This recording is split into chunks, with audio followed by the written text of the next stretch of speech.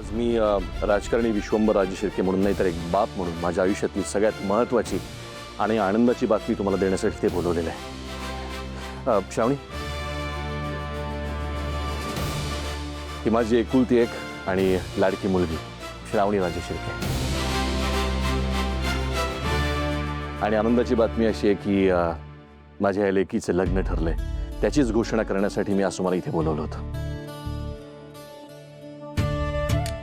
अरे वा साहेब, ही बातमी तर खरंच खूप छान आहे. तुम्हाला खूप खूप शुभेच्छा. पण श्रावणी मॅडमचं लग्न नक्की कोणासोबत होणार आहे आणि तो भाग्यवान तरुण कोण असणार आहे हेही आम्हाला कळू द्या. सांग रुद्र, पुढे.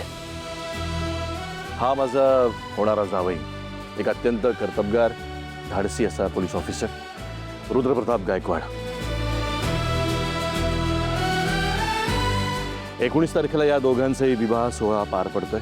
त्यामुळे आनंदाच्या क्षणी तुमचे आशीर्वाद त्यांच्या पाठीशी राहू देत एवढीच इच्छा आहे.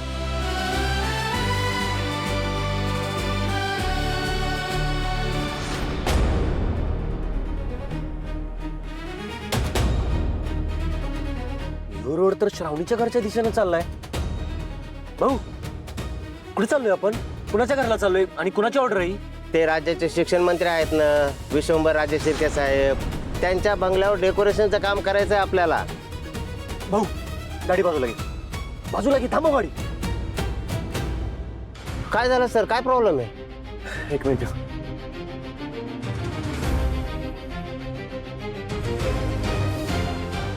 Hello hello sir. अहो, तुम्ही मला आधी सांगायला का नाही? तुम्ही शिक्षण मंत्री राजे शिर्केंची ऑर्डर उचलली, आम्हाला तिथं कामाला जायला लागणार आहे. मंत्र्यांचं घर आहे म्हणून काय झालं? हे बघ, काम तर काम आहे ना. काम तर कामच आहे, पण तिथं मी नाही जाऊ शकत. माझा प्रॉब्लेम आहे तिथे. हे बघ शुभू, मी तुला नोकरीवर ठेवतानाच कंपनीचे नियम आणि अटी स्पष्ट सांगितल्या होत्या. हे बघ, आता ऑर्डर फिक्स आहे आणि आपली गाडी तिथे पोहोचली. त्यामुळे आता पाऊल मागे घेता येणार नाही. सर, तुमचं सगळं बरोबर आहे, पण मी काय म्हणतो ते ऐकून घ्या. अरे का कळत नाहीये तुला? इतकी मोठी VIP ऑर्डर मिळाली म्हणून तुला तिथे सुपरवायझर म्हणून पाठवलं ना.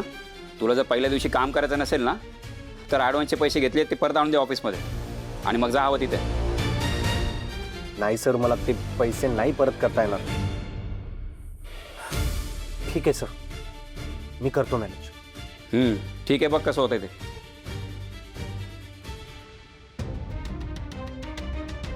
साहेबांच्या घरी लग्नाची तयारी? याचा अर्थ हे श्रावणीचंच लग्न असणार आहे. नाही शुभ, खचून चालणार नाही.